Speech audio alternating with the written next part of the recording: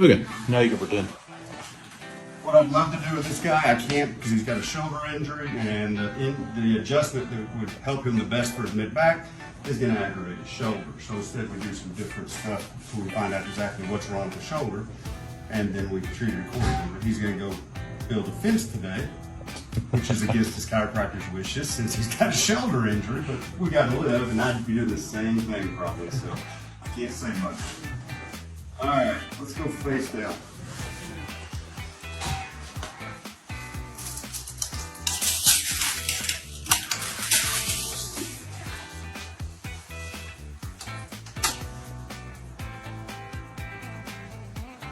Kind of in there. Yeah. All the way into there, right? Yep.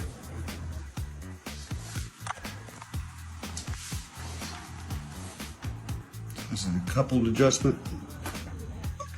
And as he will tell you, that was clean and zippered. Really drop your left shoulder. Nice. That was a good one. This is where a real source of pain is, though. And you really want interior adjustments because everything kind of hurts it, doesn't it? Yep.